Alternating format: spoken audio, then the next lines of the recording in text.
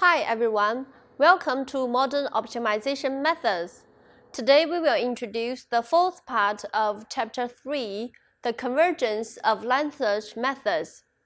In this part, we will first talk about the Zotangic theorem, which is a key point in proving the global convergence. Then we will discuss the global convergence result. Now, let's recall the line search methods first. So for line search methods, we are always update the iteration like this. We standing up at xk and we choose a direction first. After that, we move along this direction with the step size alpha k. Notice that this direction must be a descent direction.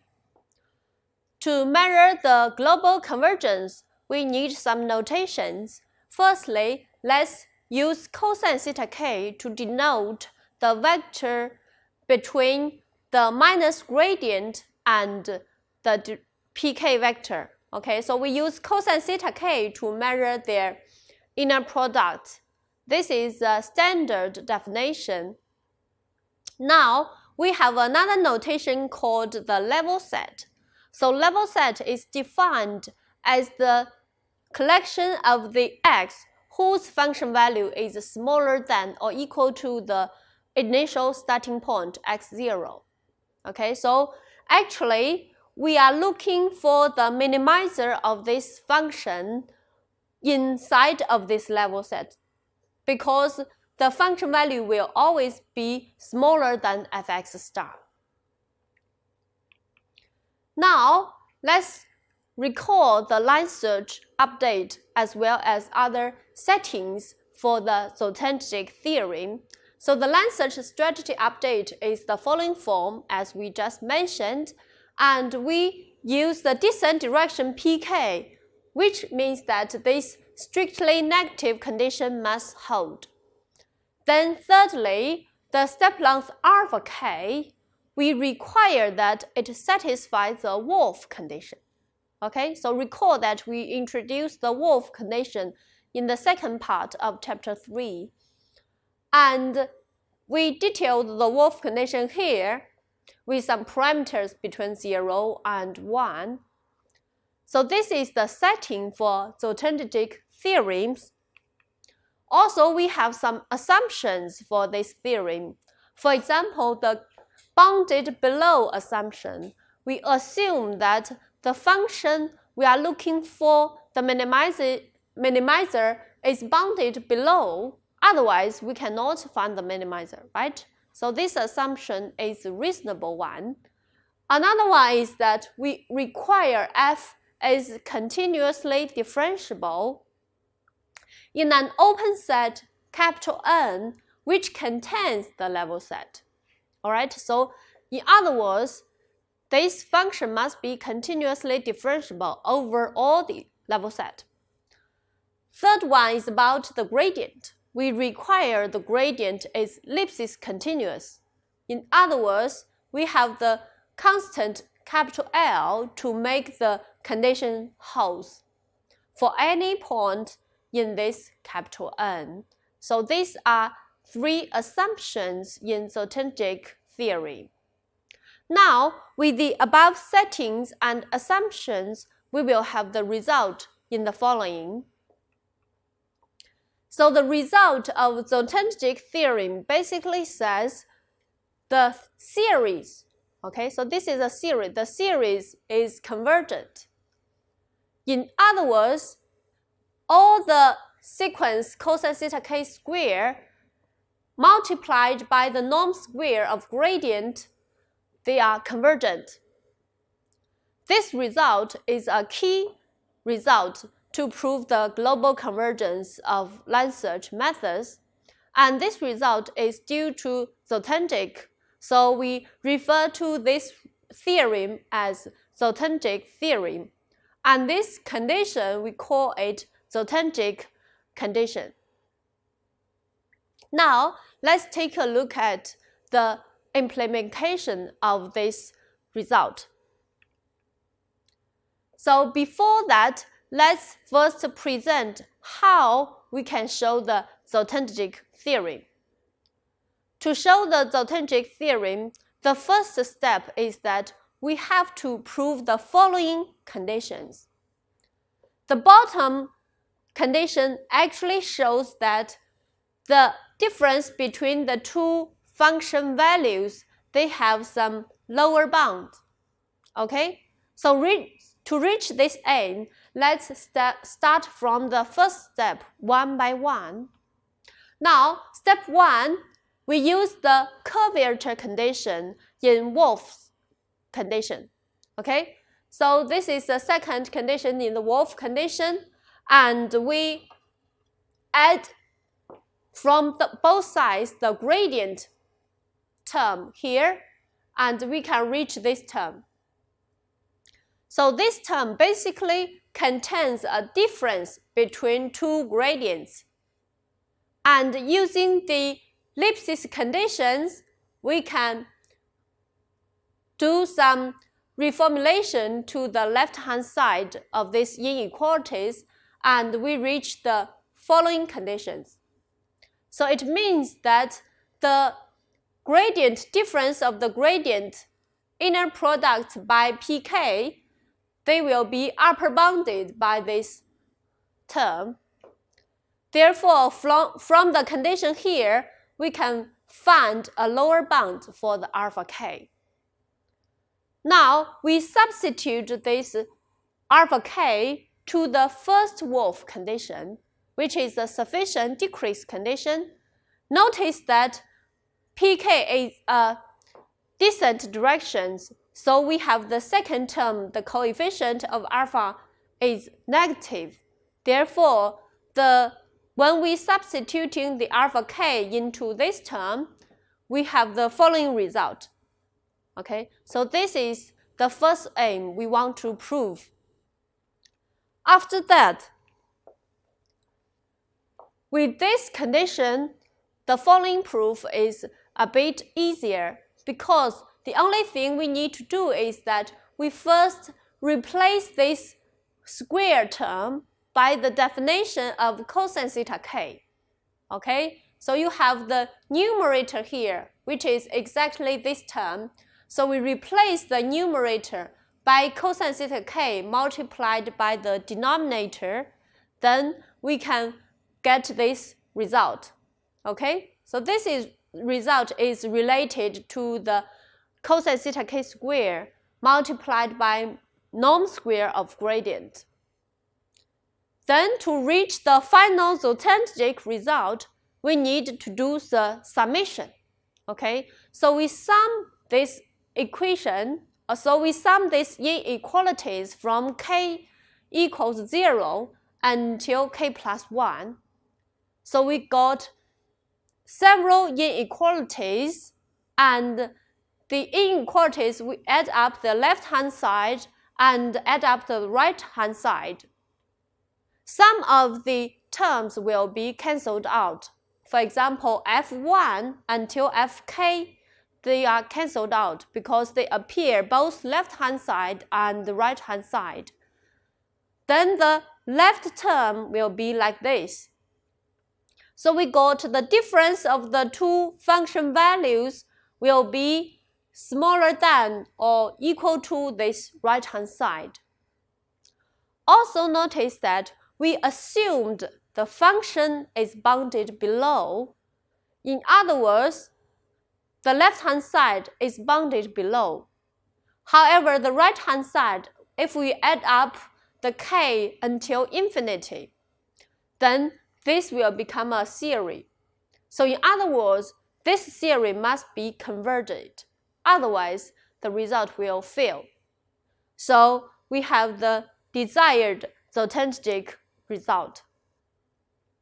Now the proof is finished. So next, let's take a look at what it implies in Zoltanic theorem. Now, the Zoltanic theorem, actually, I copy the result here.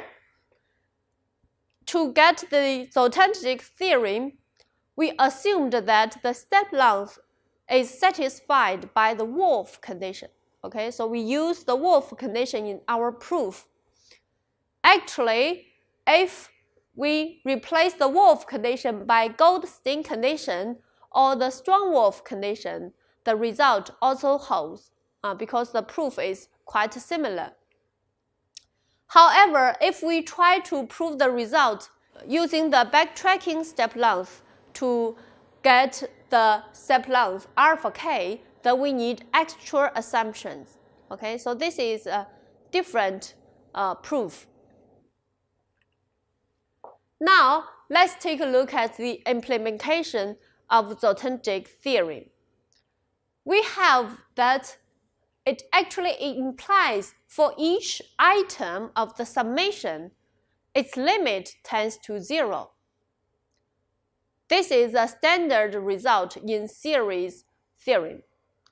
So to use this result, let's take a further assumption that if this cosine theta k have a lower bound, and the lower bound is a strictly positive constant, then by the limit tending to 0 and the non-zero lower bound of cosine theta k, then we can get the following result. The limit of the norm of gradient is 0. In other words, this is exactly the definition for global convergence. Okay? So in other words, if we can show that cosine theta k in the lower has a non-zero lower bound, then we can prove the global convergence. So from this page, we can demonstrate the role of the authentic theorem. It is actually a bridge setting up the line search with the global convergence. So the next question is, can we indeed prove that the cosine theta k has a non-zero lower bound? Now, we need to discuss the non-zero lower bound one method by one method, because the direction pk may be defined by different ways, for example, steepest descent direction or some other directions. Now, let's take a look at the global convergence formulae. So we define that an algorithm is globally convergent if this condition holds. All right, so we define it as the global convergence. And for line search methods, this is the best result we can achieve. So in other words, if we take a look at this limit, we can see that it actually provides us a stationary point rather than a local minimizer. Okay? So recall that the stationary point for a smooth function is defined as the gradient to be 0. So actually, global convergent only returns us a stationary point. And this is the best result a line search method can get. And to guarantee the global convergence to a local minimum, we may need further extra information. For example, we may need the information about Hessian matrix for each iteration. We will discuss this in later chapters. Now, let's take a look at the steepest descent method. As we mentioned before, the direction may be determined by different ways, so we start with steepest descent method. And for steepest descent method, the cosine theta k is always 1. Why? Because if we take a look at the definition of cosine theta k, it is actually like this. So it measures the angle between the minus gradient and the search direction, right, over the norm.